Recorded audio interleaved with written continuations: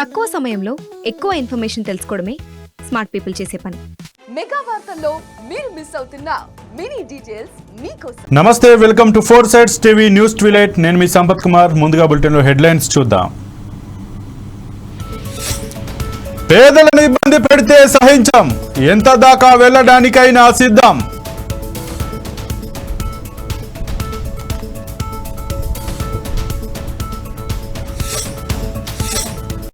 కాలయాపన కాదు, పథకాల అమలు లేదు.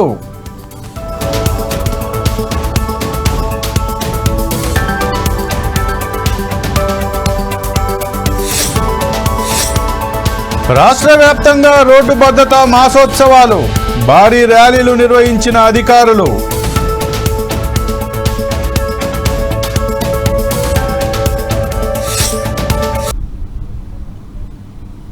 హైడ్రా కూల్చివేతలపై ఖైరతాబాద్ ఎమ్మెల్యే దానం నాగేందర్ ఘాటు వ్యాఖ్యలు చేశారు. ఎటువంటి నోటీసులు లేకుండా కూల్చివేతలు ఎలా చేపడతారని జీహెచ్ఎంసీ అధికారులపై మండిపడ్డారు. కూల్చివేతలు ఆపకపోతే ల్యాండ్ ఆర్డర్ సమస్యలు కలిగించాల్సి వస్తోందని హెచ్చరించారు. ఎక్కడి నుంచో ఇక్కడికి వచ్చి మమ్మల్ని బతకనివ్వరా అంటూ మండిపడ్డారు. దానం నాగేందర్ వ్యాఖ్యలు ఇప్పుడు పెద్ద చర్చనీయాంశమయ్యాయి. దీనిపై మరింత సమాచారం మా ఇన్పుట్ ఎడిటర్ రాములు అందిస్తారు. సంపత్, ముఖ్యంగా హైదరాబాద్ లో సంబంధించిన అక్రమ నిర్మాణాలకు సంబంధించింది కాంగ్రెస్ గవర్నమెంట్ వచ్చిన తర్వాత కూల్చివేతలు ప్రారంభించడం జరిగింది. ఈ మధ్యలో కొంత వ్యతిరేకత రావడంతో ప్రభుత్వం కొద్దిగా ఆగడం జరిగింది. కానీ ఈ రోజు దానం నాగేందర్ ఎమ్మెల్యే ఎవరైతున్నారో ఆయనకు సంబంధించిన నియోజకవర్గంలో కూల్చివేతలు జరుగుతున్న సందర్భంగా అక్కడికి అంటే నాకు తెలియకుండా నా యొక్క నియోజకవర్గంలో కూల్చివేతలు ఎట్లా చేస్తారని జిహెచ్ఎంసీ అధికారులను నిలదీయడం జరిగింది. ఆయన పోయి ప్రజెంట్ ఆ సిచ్యువేషన్కి వెళ్ళి అక్కడికి వెళ్ళి కూల్చివేతలు ఎక్కడైతే జరుగుతున్నాయో అక్కడికి వెళ్ళి ఆయనను నిలదీయడం జరిగింది, అడ్డుకోవడం కూడా జరిగింది. సంపత్, అయితే గతంలో కూడా ఏదైతే దానం నాగేందర్కి సంబంధించి కొన్ని ఆస్తులపైన కూడా హైడ్రాకి సంబంధించి అధికారులు పలు రకాలుగా చెప్పినట్టు దానిపైన దానం నాగేందర్ కూడా ఒక రకంగా అసహనం వ్యక్తం చేసినట్టు చూసాం. ఇప్పుడు తన నియోజకవర్గంలో అయితే ప్రభుత్వం చేపడుతుందో దానిపైన ఆయన్నే అభ్యంతరం తెలపడాన్ని ఏ విధంగా చూడొచ్చు? ఇక్కడ కొన్ని విషయాలను అయితే పరిశీలన చేయాల్సింది సంపత్. ఏంటంటే కాంగ్రెస్ ప్రభుత్వం అంటే దానం నాగేందర్ గతంలో బీఆర్ఎస్ లో ఉన్నాడు. బీఆర్ఎస్ నుంచి కాంగ్రెస్ అధికారంలోకి వచ్చిన తర్వాత పార్టీ ఫిరాయించడం జరిగింది, పార్టీలోకి రావడం జరిగింది. ఈ నేపథ్యంలో దానం నియోజకవర్గంలో మొదటిసారి హైడ్రా కూల్చివేతలు చేస్తున్నప్పుడు అతను ఎక్కడ అడ్డుకునే ప్రయత్నం కూడా చేయలేదు. కానీ ఈ మధ్య కాలంలో కొంత హైడ్రా పైన వ్యతిరేకత రావడంతో దానం నాగేందర్ లో కూడా కొంత మార్పు కనిపించింది అనేది కూడా చెప్పొచ్చు. ఎందుకంటే ఒక వారం రోజుల కిందట దానం నాగేందర్ టిఆర్ఎస్ కు ముఖ్య నాయకులు ఎవరైతున్నారో వాళ్ళను కలవడం జరిగింది అనేది కూడా చర్చ జరుగుతుంది. ఈ కలిసిన నేపథ్యంలో దానం నాగేందర్ మళ్ళీ పార్టీలో ఉంటాడా లేదా పార్టీ మారుతాడా, అంటే కాంగ్రెస్ నుంచి మళ్ళీ బీఆర్ఎస్ వస్తాడు అనే ఒక వాయిస్ కూడా బయట వినిపిస్తుంది. ఈ నేపథ్యంలోనే కాంగ్రెస్ ఈ రోజు కూల్చివేతలకు సంబంధించిన ఏవైతున్నాయో వాటిని అడ్డుకున్నాడు అనేది కూడా మనకు ఒక సూచాయిగా కనిపిస్తుందని కూడా అనుకోవచ్చు సంపత్. అయితే ఏదైతే ఈ దానం నాగేందర్ కేవలం ఆయన గతంలో కూడా పలుసార్లు మంత్రిగా పనిచేశారు. ఇప్పుడు ఆయన పార్టీ మారిన తర్వాత మంత్రి పదవికి ఇవ్వడం పట్ల కేవలం అటెన్షన్ గ్యాదర్ చేయడం కోసమే ఈ రకంగా ప్రవర్తిస్తున్నారన్న వ్యాఖ్యలు మాటలు కూడా వినపడుతున్నాయి. దీన్ని ఏ విధంగా చూడొచ్చు? ఖచ్చితంగా దీనికి సంబంధించిన చూస్తే దానం నాగేందర్ హైదరాబాద్ లో ముఖ్యంగా కాంగ్రెస్ ప్రభుత్వం అంటే కాంగ్రెస్ అధికారంలోకి వచ్చిన తర్వాత అంటే పోటీలో ఎన్నికలకు సంబంధించిన సందర్భంలో గెలిచిన దాంట్లో హైదరాబాద్ నుంచి రంగారెడ్డి నుంచి కాంగ్రెస్ ఎక్కడా గెలవలేదు. కానీ కాంగ్రెస్ ఇక్కడ హైదరాబాద్ లో అడ్డా వేయాలంటే ఇతర పార్టీలో గెలిచిన లీడర్లను పార్టీలోకి మార్చుకోవడం జరిగింది. దానిలో భాగంగానే దానం నాగేందర్ మంత్రి పదవి ఆశించి కాంగ్రెస్ పార్టీలోకి వచ్చిందని కూడా అనుకోవచ్చు. అందులో కొంత వ్యతిరేకత కూడా వచ్చింది, దానంకు మంత్రి పదవి ఇవ్వద్దనేది. ఈ నేపథ్యంలో దానంకు మంత్రి పదవి కూడా కొద్దిగా రాకుండా ఒక అడ్డుకట్టేసిందని కూడా చెప్పుకోవచ్చు. దీనితో దానంకు వచ్చిన అంటే ప్రయోజనం కూడా కలగలేదు అనేది కూడా దానం మనసులో ఒక అయితే మెదులుతుంది. ఈ నేపథ్యంలోనే మళ్ళీ పార్టీలో ఉండాలా వద్దా అనేది ఒక ఆలోచనలో ఉన్న దానం మధ్యలో ఈ మధ్య కాలంలో ఇతర అంటే బీఆర్ఎస్ నాయకులను కలవడం జరిగింది. కలిసిన నేపథ్యంలోనే పార్టీ ఫిరాయించాలనే ఆలోచన కూడా కనిపిస్తున్నట్లు తెలిసింది. అందులో భాగంగానే ఈ రోజు కాంగ్రెస్ పార్టీ చేస్తున్న ఏదైతే కూల్చివేతలు ఉన్నాయో ఆ కూల్చివేతలకు సంబంధించింది అడ్డుకోవడానికి ప్రధాన కారణంగా అనుకోవచ్చు. ఎందుకంటే పార్టీ శ్రేణులు దానం నుంచి అంటే దానం అడ్డుకోకపోతే దానం వెనకాల నడవడానికి పార్టీ శ్రేణులు ఉండవు. కాబట్టి పార్టీకి సంబంధించిన కార్యకర్తలను నిలబెట్టుకోవడానికి దానం ఈ ప్రయత్నాలను చేస్తున్నా అనేది హైదరాబాద్ లో ఉన్న దానం నియోజకవర్గంలో ఒక చర్చ జరుగుతుందని కూడా చెప్పుకోవచ్చు. సంపత్ అయితే రాములు, ఇప్పుడు ప్రస్తుతం ఏదైతే చింతల్ బస్తీలో అక్రమ నిర్మాణాలు కూల్చివేస్తున్నారో దాన్ని దానం నాగేందర్ అడుక్కున్నారు కదా, మరి అక్కడ ఉన్నటువంటి జిహెచ్ఎంసీ అధికారులు కావచ్చు, హైదరాబాద్ అధికారులు కావచ్చు, వాళ్ళు వర్క్ ఆపేశారా, అలాగే కొనసాగుతున్నాయా? ఖచ్చితంగా దానంకి సంబంధించిన అడ్డుకోవడంతోనే జిహెచ్ఎంసీ అధికారులు వర్క్ను ఆపేయడం జరిగింది. దానికి సంబంధించిన జిహెచ్ఎంసీ అధికారులు ఖచ్చితంగా ముఖ్యమంత్రి రేవంత్ రెడ్డికి ఈ విషయాన్ని తీసుకెళ్లడం జరుగుతుంది. దానిపైన సీఎం నిర్ణయం మేరకే తర్వాత కూల్చివేయాలా లేదా దానంకు వార్నింగ్ ఇవ్వడం జరుగుతుందా ఎట్లాంటిది అనేది పార్టీ చూసుకుంటుంది. ఎందుకంటే ప్రజెంట్ ఆయన కాంగ్రెస్ పార్టీలో ఉన్న ఎమ్మెల్యేగా ఉన్నాడు. కాబట్టి జిహెచ్ఎంసీ అంటే ఈరోజు జిహెచ్ఎంసీ హైదరాబాద్ లో మొత్తం జిహెచ్ఎంసీ పెద్ద ఒక నగరంగా ఉన్నది. దీంట్లో అక్రమ నిర్మాణాలు జరుగుతున్నప్పుడు అక్రమ నిర్మాణాలకు సంబంధించి కూల్చివేతలు జరుగుతున్నప్పుడు దానం నాగేందర్ సపరేట్ గా వ్యతిరేకించాల్సిన అవసరం లేదు, ప్రభుత్వానికి సహకరించాల్సిన అవసరం ఉంది. ఈ ప్రభుత్వానికి వ్యతిరేకంగా తన పని చేస్తున్నప్పుడు ఈరోజు ఖచ్చితంగా పార్టీ నుంచి దానంను ఏ విధంగా అంటే సంజాయిస్తారా బెదిరిస్తారా అనేది పార్టీ కాంగ్రెస్ పార్టీ చూసుకోవాల్సిన అవసరం ఉంటుంది. సీఎం నిర్ణయం ఉంటుంది. కాబట్టి జిహెచ్ఎంసీ అధికారులను బెదిరించినప్పుడు పార్టీకి సంబంధించిన నిర్ణయానికి వ్యతిరేకించినప్పుడు అతను పార్టీలో ఎలాగుంటాడు అనేది కూడా ఒక చర్చ పార్టీ స్థానంలో ఒక చర్చ జరుగుతుందని చెప్పుకోవచ్చు. Okay, thank you Ramulu.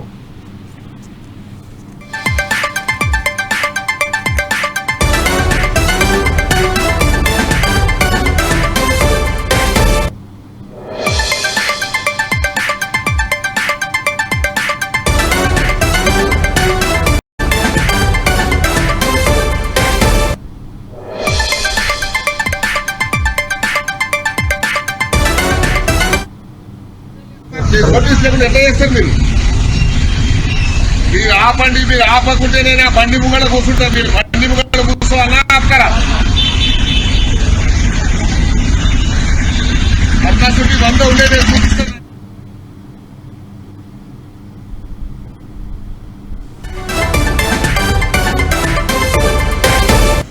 Bulletin లో బ్రేకింగ్ న్యూస్ చూస్తున్నాం. సినిమా నిర్మాతలపై మంగళవారం ఆరంభమైన ఐటీ దాడులు రెండో రోజు కూడా కొనసాగుతున్నాయి. హైదరాబాద్ నగరంలో నిర్మాత దిల్ రాజు, మైత్రి మూవీ మేకర్స్, మ్యాంగో మీడియా సంస్థల్లో తనిఖీలు చేపట్టిన అధికారులు చిత్రాలు చిత్రీకరణకై పెట్టిన బడ్జెట్ పై ఆరా తీస్తున్నారు. సంస్థల అధినేతలను ప్రశ్నిస్తున్నారు. ప్రపంచవ్యాప్తంగా కొన్ని సినిమాలకు వచ్చిన వసూళ్లపై వివరాలను రాబట్టినట్లు తెలుస్తోంది. ఐటీ రిటర్న్లలో భారీగా తేడాలున్నట్లు గుర్తించారు. కాగా ఐటీ దాడులపై నిర్మాత Telangana film development corporation chairman Dil Raju స్పందించారు. తను ఒక్కరిపైనే ఐటీ దాడులు జరగలేదంటూ వ్యాఖ్యానించారు.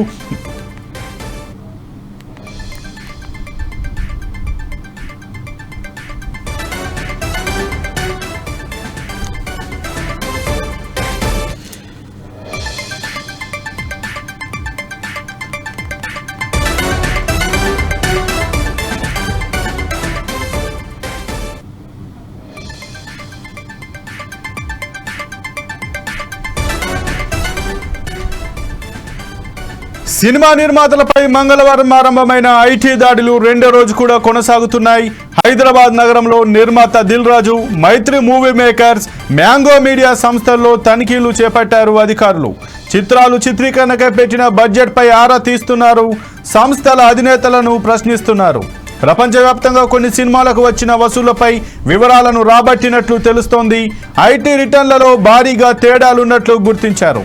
కాగా ఐటీ దాడులపై నిర్మాత Telangana film development corporation chairman Dil Raju స్పందించారు. తను ఒక్కరిపైనే ఐటీ దాడులు జరగలేదంటూ వ్యాఖ్యానించారు. ఇక ఇదే అంశానికి సంబంధించి మరిన్ని వివరాలు మా సినిమా ప్రతినిధి సంపత్ అందిస్తారు. సంపత్, చెప్పండి, రెండో రోజు కూడా ప్రముఖ నిర్మాతల ఇళ్లలోనైతే ఆ ఐటీ దాడులు అయితే జరుగుతున్నట్టుగా ఉంది. దీనిపైన దిల్ రాజు కూడా స్పందించినట్టుగా తెలుస్తుంది. ఈ విషయానికి సంబంధించి మీ దగ్గర ఉన్న అప్డేట్ ఏంటి? గత 2 రోజులుగా హైదరాబాద్ లోని ప్రముఖ ఇళ్లపై ఐటీ దాడులు జరుగుతున్నట్టు సంబంధించి ముఖ్యంగా ఎందుకంటే దిల్ రాజునే సినిమాలకు టార్గెట్ కాకుండా, ఎందుకంటే పెద్ద నిర్మాతలు ఎవరైనా ఈ మధ్య కాలంలో భారీ బడ్జెట్ సినిమాలు అంటే జెన్సీ కానీ అలాగే సంక్రాంతి ఉత్సవాలు భారీ బడ్జెట్ తో నిర్మించారు కాబట్టి దీనికి సంబంధించి కూడా అయితే ఎలాంటి చెల్లింపులు జరిగాయి అనే విషయం కూడా ఆలోచిస్తే ఇప్పటికే 5 కాలం జరిగినట్టు తెలుస్తుంది. అయితే ఈ సందర్భంగా ఈ నేపథ్యంలో కూడా ఒక జిల్లా పైన కాకుండా అయితే ఎవరైతే పెద్ద ప్రొడ్యూసర్ ఎవరైతే ఉన్నారో ఈ మైత్రి మేకర్ రవిశంకర్ గారు ఏదైనా నవీన్ గారు ఇప్పటికే అధికారులు విచారించారు. పుష్ప వసూలకు సంబంధించి కూడా అంటే చెల్లింపులు ఏ విధంగా జరిగాయి అనే దాని గురించి మైత్రి మేకర్ బ్యాంకు లావాదేవీల పరిశీలన చేస్తారు. అలాగే ఈరోజు మధ్యాహ్నం పుష్ప 2 డైరెక్టర్ అంటే సుష్మా ఇన్సిడెంట్ కూడా 5 కోట్లు జరిగాయి. అంటే ఒక దిల్రాజ్ దగ్గరే కాకుండా వారికి సంబంధించిన ఎవరైతే పెద్ద ప్రొడ్యూసర్స్ ఉన్నారో వాళ్ళ ఇంట్లో వాళ్ళ ఇళ్లలో కూడా అలాగే వాళ్ళ కుటుంబ సభ్యుల ఇళ్లలో కూడా ఐటీ తెలుస్తుంది. దీనికి సంబంధించిన దిల్రాజ్ ఒకటి తను కూడా ఈరోజు మాట్లాడడం జరిగింది. ఎందుకంటే నా ఒక్కడిపైనే కాదు మిగతా వాళ్ళని ఐటీ జరుగుతున్నాయి, నన్ను ఒక్కడినే టార్గెట్ చేస్తారు మీరు కూడా చెప్తున్నారు. కానీ దీనికి సంబంధించి కూడా అంటే ఇప్పటికే ఈ రోజు కూడా మన జిల్లా గారి భార్య బ్యాంకు తీసుకెళ్లి సంబంధించిన కొన్ని కీలక పత్రాలు కూడా ఐటీ వాళ్ళు స్వాగతం చేసుకోవడం జరుగుతుంది. వచ్చిన ఇన్కమ్ కి అలాగే ఐటీ ఫైల్ చేసిన దానికి చాలా పెద్ద ఎత్తున వ్యత్యాసం ఉన్నట్లుగానైతే ఐటీ అధికారులు గుర్తించినట్లు తెలుస్తుంది. దీని గురించి సమాచారం ఏంటి?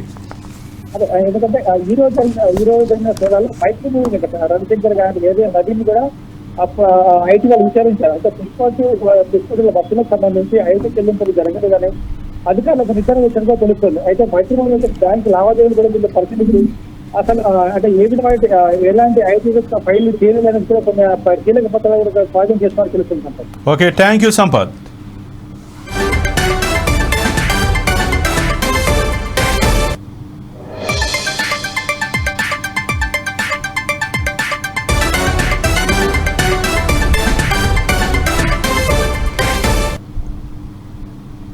ప్లాట్ల యజమానులను భయపెట్టి అక్రమాలకు కబ్జాలకు పాల్పడితే సహించేది లేదని బీజేపీ ఎంపీ ఈటెల హెచ్చరించారు.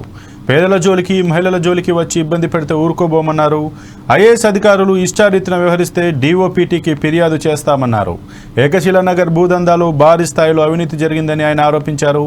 నాంపల్లిలోని భాజపా కార్యాలయంలో నిర్వహించిన మీడియా సమావేశంలో ఈటెల మాట్లాడారు.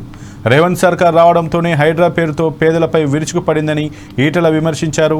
హైడ్రా మూసీ బాధితులకు భాజపా అండగా నిలిచిందన్నారు. రియల్టర్ల పేరుతో కొందరు దౌర్జన్యానికి దిగుతున్నట్లు సిపి దృష్టికి తీసుకెళ్లామని అయినా ఫలితం లేకుండా పోయిందని మండిపడ్డారు. తానెవరిని కొట్టాలని అనుకోలేదని వ్యవస్థ విఫలమైందని పేదల బాధ చూసి ఆవేశం వచ్చిందన్నారు. 2006-7లో ఇది అంతా కూడా దొంగ డాక్యుమెంట్ తెలిసినప్పటికి కూడా 2010లో తీర్పు వచ్చినప్పటికి కూడా వీడు మళ్ళీ ప్లాట్ కొన్నది తెలిసినప్పటికి కూడా మళ్ళీ రెవెన్యూ డిపార్ట్మెంట్లో కొంతమంది పట్టుకొని మళ్ళీ 47 ఎకరాల భూమి 47 ఎకర్స్ భూమి అని చెప్పి మళ్ళీసారి తీసుకున్నాడు. ఆ తదుపరి మొన్న రీసెంట్గా ధరణి వచ్చిన తర్వాత రీసెంట్గా ఏం చేసిండు, ఈ 47 ఎకరాలు పోయింది 9 ఎకరాల పైకి తెచ్చుకున్నారు. ఈ 47 ఎకరాలు కూడా మళ్ళీ కోర్టుకు పోయిండ్రు, కోర్టులో వాళ్ళకు అనుకూలంగా తీర్పు వచ్చింది. అంటే ఒక్క మాటలో చెప్పాలంటే ఇది ముమ్మాటికి వ్యవసాయ భూమి కాదు. నంబర్ 1, ఇది ముమ్మాటికి 2076 మంది పట్టాలు బాధ్యత కొనుక్కొని రిజిస్ట్రేషన్ చేసుకున్నది. ఇది ముమ్మాటికి ఇది ఫస్ట్ డాక్యుమెంటు. ఇన్ని రకాలు ఉండగా కూడా ఇవాళ అక్కడ ఒక 25 మందితోటి ఈ మరి ఎంఏ భాస్కర్ రావు అంటూ అక్కడ లేడు.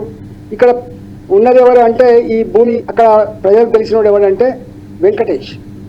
ఈ వెంకటేష్ ప్యాలెస్ నుంచి వచ్చినాడని చెప్పి అంటూ ఉన్నారు. ఈయన ఎక్కడి నుంచి వచ్చినా మాకు తెలియదు కానీ గతంలో అనేక మందిని బెదిరించి కొంత ఎదురు తిరిగితే దెబ్బలు కొడితే రక్తపాతాలైనటువంటి ఫోటోగ్రాఫ్స్ కూడా మా దగ్గర ఉండే. అయితే మేమేమన్నామంటే మేమన్నది కలెక్టర్ గారితో మాట్లాడినాం. కలెక్టర్ గారు ఇంత క్లియరింగ్గా దుర్మార్గం జరుగుతూ ఉంటే సిపి గారు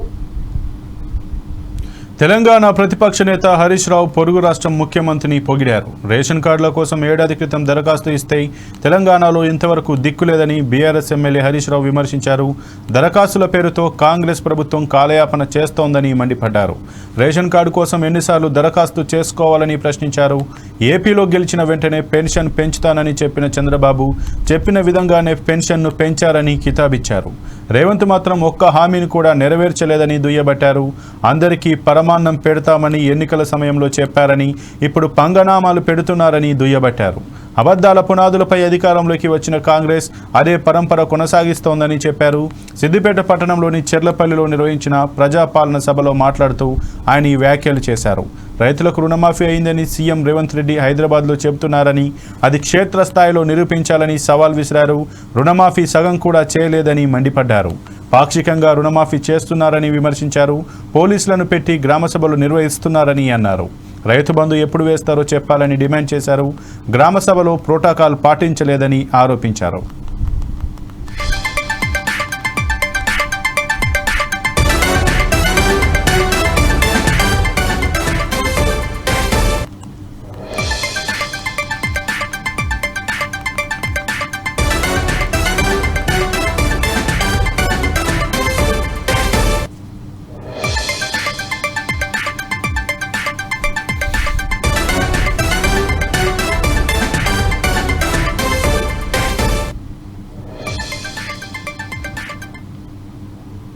దావోస్ పర్యటనలో లోకేష్కు వింత అనుభవం ఎదురైంది. దావోస్లో దట్టమైన పొగ మంచు చుట్టుముట్టింది. -8 డిగ్రీల ఉష్ణోగ్రతలో చలిపులి పంజా విసిరింది. దాంతో ట్రాఫిక్ జామ్ అయినప్పటికీ అసహనంతో కారులో కూర్చోకుండా లోకేష్ కాలినడకన తన సిబ్బందితో రోడ్డుపై నడిచి గమ్యానికి చేరుకున్నారు. ఏపీకి భారీ పెట్టుబడుల సాధన లక్ష్యంగా తన గమ్యం వైపు దూసుకుపోతున్నాడు. మా నాయకుడని అభిమానులు ఆయన నడిచి వెళ్లే వీడియో వైరల్ చేస్తున్నారు.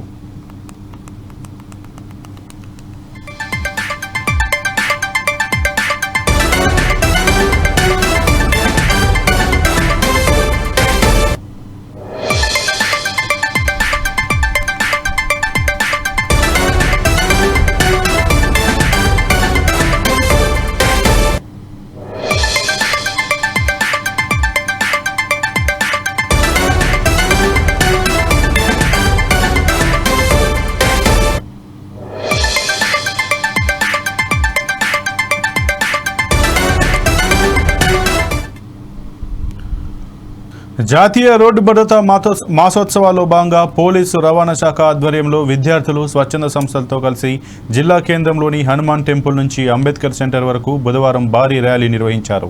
అంబేద్కర్ బొమ్మ దగ్గర మానవహారం నిర్వహించి రోడ్డు భద్రతపై అవగాహన కల్పించారు. రోడ్డు ప్రమాదాల వల్ల ప్రాణాలు ఎక్కువగా పోతున్నాయని ప్రతి ఒక్కరూ రోడ్డు భద్రతా నియమాలను పాటించాలన్నారు. 2-వీలర్ వాహనదారులు తప్పకుండా హెల్మెట్ ధరించాలని కోరారు. మద్యం తాగి వాహనాలు నడపవద్దన్నారు.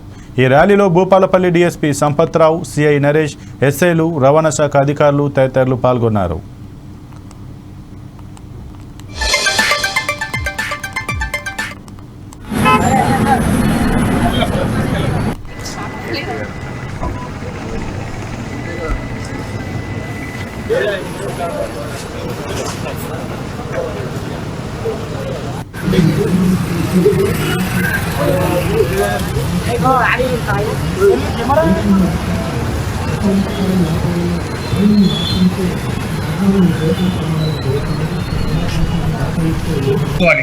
అంటే ఈ రోడ్ నియమాలు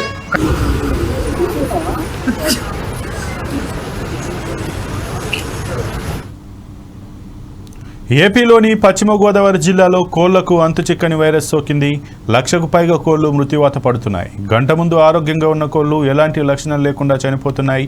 దీంతో పౌల్ట్రీ యజమానులు, చికెన్ ప్రేమికులు ఆందోళన చెందుతున్నారు. కోళ్ల మృతికి కారణం తెలియటం లేదు. లక్షలాది కోళ్లు చనిపోవడంతో నష్టం కూడా భారీగానే ఉంటుందని అంచనా వేస్తున్నారు.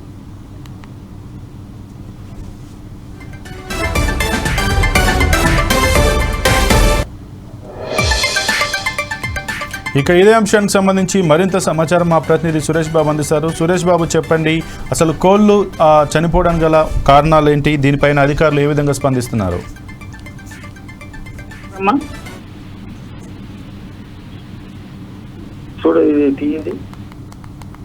సురేష్ బాబు మాట్లాడండి. కోళ్లు చనిపోవడానికి గల కారణాలు ఏంటి? దీనిపైన సంబంధిత అధికారులు ఏ విధంగా స్పందిస్తున్నారు? ఏపీలోని పశ్చిమ గోదావరి జిల్లాలో కోళ్లకు అంతుచిక్కని వైరస్ సోకింది. 1,00,000కు పైగా కోళ్లు మృత్యువాత పడుతున్నాయి. గంట ముందు ఆరోగ్యంగా ఉన్న కోళ్లు ఎలాంటి లక్షణాలు లేకుండా చనిపోతున్నాయి. దీంతో పౌల్ట్రీ యజమానులు, చికెన్ ప్రేమికులు ఆందోళన చెందుతున్నారు. కోళ్ల మృతికి కారణం తెలియడం లేదు. లక్షలాది కోళ్లు చనిపోవడంతో నష్టం కూడా భారీగా ఉంటుందని అంచనా వేస్తున్నారు. సురేష్ బాబు, ఏలూరు. సురేష్ బాబు, ఏదైతే దీనిపైన సంబంధిత ఏదైతే పాలిటిక్స్ సంబంధించి పశు అధికారులు ఏ విధంగా స్పందిస్తున్నారు? ఈ వైరస్ను కనుక్కోవడానికి వాళ్ళు ఏమైనా ఆ శాంపిల్ టెస్ట్ చేయడం కానీ పౌల్ట్రీ యజమానులకు ఏమైనా సూచనలు కానీ చేయడం చేస్తున్నారా?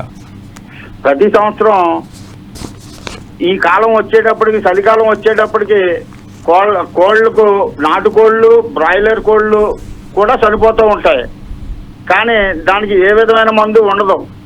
ఎందుకంటే వెటర్నరీ డాక్టర్లు కూడా చేతులు ఎత్తేసారు ఈ విషయంలో. దానికి కారణం వాళ్ళు పెంచే పోషకాహారం లోపమనే మనం చెప్పుకోవచ్చు. Okay, thank you Suresh Babu.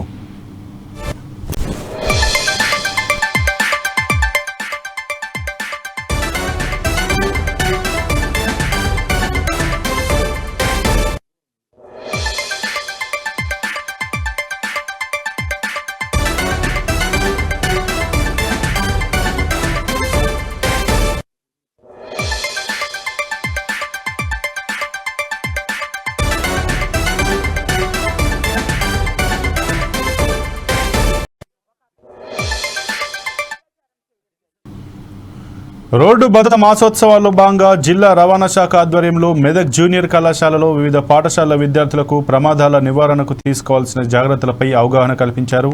Collector Rahul Raj, SP Uday Kumar Reddy జెండా ఊపి ర్యాలీ ప్రారంభించారు. రోడ్డు భద్రతా నియమాలు సంబంధించి ప్లకార్డులు పట్టుకుని జూనియర్ కళాశాల నుండి రామ్దాస్ చౌరస్తా వరకు ర్యాలీలో పాల్గొన్నారు. ట్రాఫిక్ రూల్స్ ఖచ్చితంగా పాటించాలి, ప్రాణం చాలా విలువైనదని, రోడ్డు భద్రతా నియమాలు ప్రతి ఒక్కరూ పాటించాలని కలెక్టర్ రాహుల్ రాజ్ సూచించారు. మోటార్ సైకిల్ మీద ప్రయాణించే ప్రతి ఒక్కరూ తప్పకుండా హెల్మెట్ను ధరించాలని, మద్యం సేవించి వాహనం నడపరాదని, ఓవర్ స్పీడింగ్ మరియు ఓవర్ టేకింగ్ చేయరాదని చెప్పారు. తల్లిదండ్రుల చేతుల్లో విద్యార్థుల భవిష్యత్తు ఉంటుందని అన్నారు. రోడ్డు భద్రతా నియమాలు, ట్రాఫిక్ సిగ్నల్స్ గురించి వివిధ పాఠ్యాంశంగా చేర్చారని చెప్పారు. ఎస్పీ ఉదయ్ కుమార్ రెడ్డి మాట్లాడుతూ యుద్ధంలో మరణించిన వారి కంటే కూడా రోడ్డు ప్రమాదాలలో మరణించే వారి సంఖ్య ఎక్కువ ఉంటోందని ఆందోళన వ్యక్తం చేశారు. స్టూడెంట్ లైఫ్ నుండి రోడ్డు భద్రతా నియమాలు పాటించాలని కోరారు.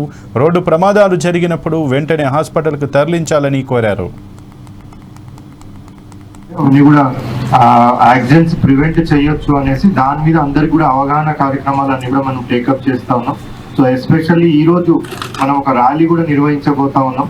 సో దీనివల్ల ఏంటంటే ఇక్కడ మీకు ఒక అవగాహన కల్పించడం, అదే విధంగా మనం ఇప్పుడు ర్యాలీ తీసుకొని పోయినట్టయితే ఎవరైతే మనకి చూస్తా ఉన్నారో సో వాళ్ళందరూ కూడా పబ్లిక్ కూడా మనం అవేర్నెస్ కల్పించడానికి సో మొత్తం ఈ మంత్ లాంగ్ కూడా మనం అన్ని యాక్టివిటీస్ చాలా మటుకు కూడా మనం టేకప్ చేయడం జరుగుతూ ఉంది. మెయిన్ ఉద్దేశం ఏంటి అనేసి అంటే సో యాక్సిడెంట్స్ ని మనం ప్రివెంట్ చేయడం. సో యాక్సిడెంట్ ని ప్రివెంట్ చేయాలంటే ఫస్ట్ నిజామాబాద్ జిల్లాలో దొంగలు బీభత్సం సృష్టిస్తున్నారు. ఒకే రోజు 3 చోట్ల వరుస దొంగతనాలు చేసిన ఘటన నిజామాబాద్లో కలకలం సృష్టించింది.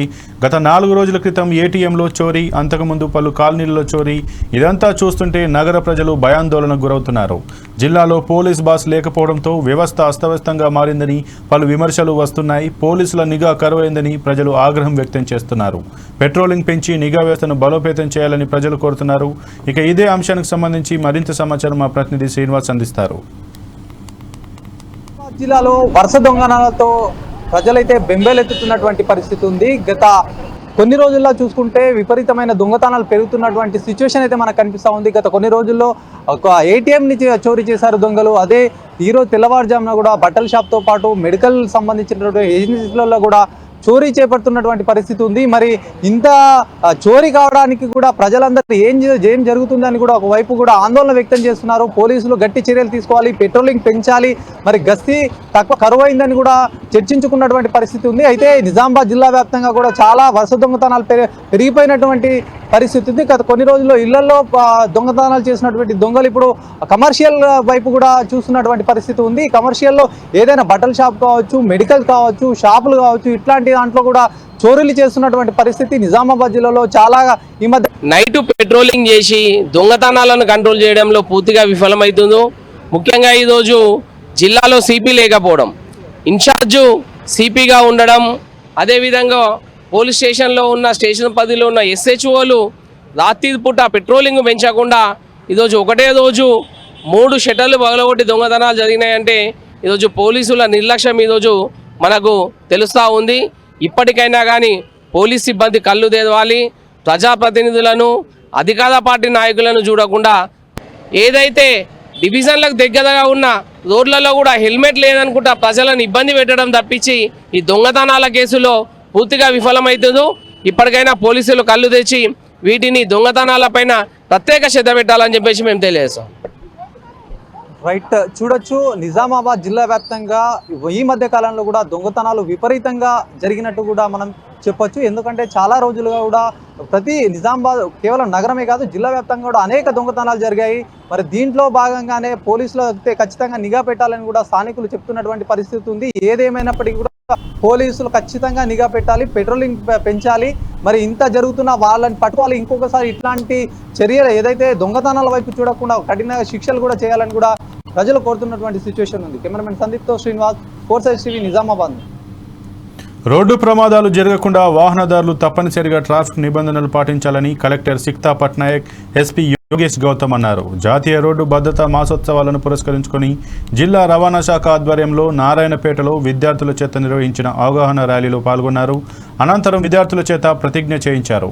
ట్రాఫిక్ నిబంధనలు పాటించేలా విద్యార్థులు తమ కుటుంబ సభ్యులకు అవగాహన కల్పించాలని చెప్పారు. వాహనాలు నడిపే సమయంలో తప్పనిసరిగా హెల్మెట్, సీట్ బెల్ట్ ధరించాలని, ర్యాష్ డ్రైవింగ్ చేయకూడదని అన్నారు. రోడ్డు ప్రమాదాల నివారణకు అధికారులకు సహకరించాలని కోరారు. ఈ కార్యక్రమంలో RTO Megha Gandhi, market chairman Sivareddy, విద్యార్థులు పాల్గొన్నారు. ఇక్కడ మనం చూస్తే మన జిల్లాలో ఆల్మోస్ట్ 250+ యాక్సిడెంట్స్ అంటే ఫేటల్, నాన్ ఫేటల్ రెండు కలిపి, అండ్ ఆల్మోస్ట్ 100 ఫేటల్ యాక్సిడెంట్స్ అంటే ఇది ఒక చాలా high number of accidents. 100 deaths in our district due to road safety issues alone is a very big number. Of course మన జిల్లాలో ఉన్న హైవే ఎక్స్టెంట్ వల్ల కూడా చాలా లార్జ్ నెంబర్ ఆఫ్ కొన్ని రోడ్ సేఫ్టీ ఇష్యూస్ ఉంటాయి. బట్ ఇవి accidents are not only highway related, even internal roads అంటే ఈవెన్ టౌన్ పరిధిలో కూడా ఉన్న నంబర్స్ ఉన్నాయి దీంట్లో. సో మీ అందరి పాత్ర is very important. I hope that you should realize that ఇది ఒక రోడ్ సేఫ్టీ. మనం అన్ని ట్రాఫిక్ నియమాలు పాటిస్తే, మన ట్రాఫిక్ గియర్స్, సేఫ్టీ గియర్స్ వేసుకుంటే ఇవన్నీ మనం డెత్ ఏదైతే ఉన్నాయో, ఫెటల్ యాక్సిడెంట్స్ ఉంటాయో ఇవన్నీ మనం ప్రివెంట్ చేయగలుగుతాం. సో అందుకే మీరందరిది చాలా ముఖ్యమైన పాత్ర ఉన్నాయి. మీరు ఫస్ట్ అయితే ఇంట్లో చూడాలి. ప్రతి ఒక్కరి ఇంట్లో, మీ ఇంట్లో బైక్ ఉంటుంది, మీ నాన్న నడిపిస్తారు కదా బైక్. ఇక ఇవి ఇప్పటి వరకు బులెటిన్లో ఉన్న అప్డేట్స్. మరిన్ని అప్డేట్స్ కోసం చూస్తూనే ఉండండి 4 Sides TV.